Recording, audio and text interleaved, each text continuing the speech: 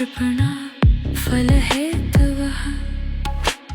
बुद्धियुक्तो जहातिह उभे सुकृत दुष्कृते तस्माद्योगाय युज्यस्व योग कर्मसु कौशलम्।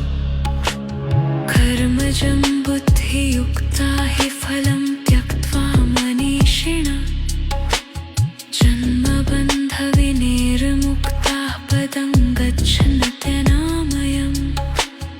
यदा ते मोहकलिलं बुद्धिर्व्यतितरिष्यति तदा गन्तासि निर्वेदं श्रोतव्यस्य श्रुतस्य च। अर्जुन उवाच स्थितप्रज्ञस्य का भाषा समाधिस्थस्य केशव। स्थितधि किं प्रभाषेत किमासीत व्रजेत किम्। श्रीभगवानुवाच प्रजहाति यदा कामान् सर्वान् पार्थमनुष्ठस्थितप्रज्ञस्तदोच्यते। दुःखेष्वनुद्विग्नमनाः सुखेषु विगतस्पृहः वीतरागभयक्रोध स्थितधीर्मुनिरुच्यते। हरे कृष्ण कृष्ण कृष्ण हरे हरे हरे राम हरे राम।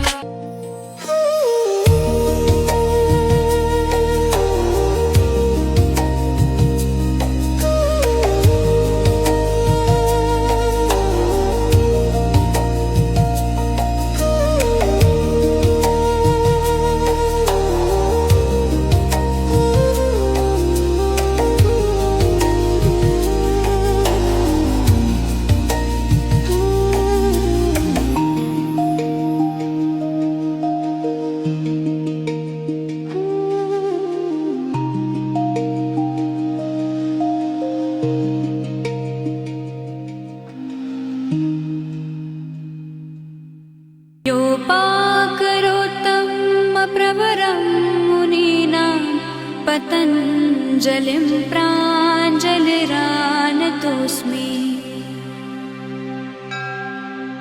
योगेन चित्तस्य पदेन वाचा मलं शरीरस्य च वैद्यकेन। योपाकरोत्तमप्रवरं मुनीनां योगेन चित्तस्य पदेन वाचा मलं शरीरस्य च वैद्यकेन। योपाकरोत्तमप्रवरं मुनीनां पतञ्जलिं प्राञ्जलिरानतोऽस्मि। योगेन चित्तस्य पदेन।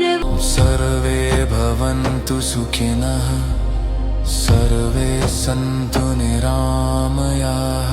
सर्वे भद्राणि पश्यन्तु मा कश्चित् दुःखभाग् भवेत्। ॐ सर्वे भवन्तु सुखिनः सर्वे सन्तु निरामयाः। सर्वे भद्राणि पश्यन्तु मा कश्चित् दुःखभाग् भवेत्। ॐ सर्वे भवन्तु सुखिनः सर्वे सन्तु निरामयाः।